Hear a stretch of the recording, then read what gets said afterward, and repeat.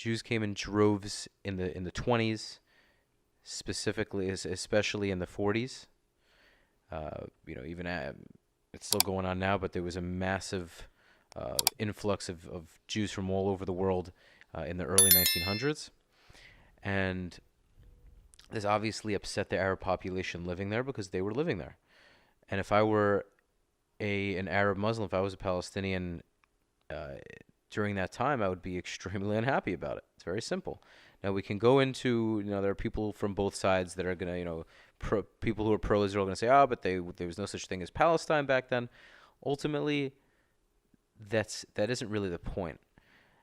Were they, the Arab population in Israel proper, in Israel now, were Arabs from the neighboring countries. They're Levantine Arabs.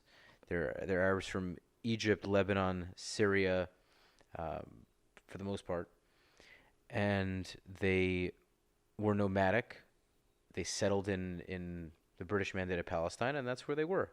And ultimately, if people are coming from all over the world claiming that this is their land and they're kicking you out, you're not going to be happy about that. And even if they're not kicking you out, but they're coming and just settling, no normal person is going to be happy about that. So if I were one of those Arabs living during that time, I wouldn't like that.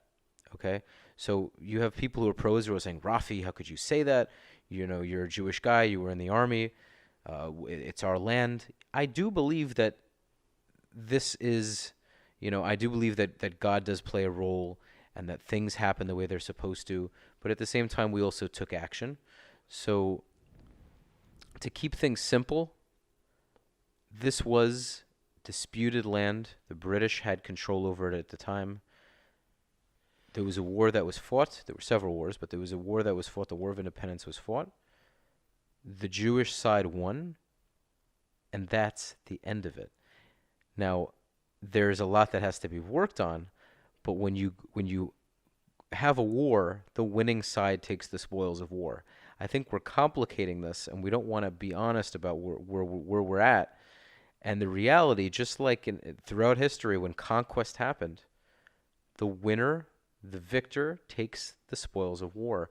The loser, and I don't, when I say loser, I mean the loser, but the group that loses the war gets the bad end of the stick. And there's no nice way to say that. There's no sweet way of saying that.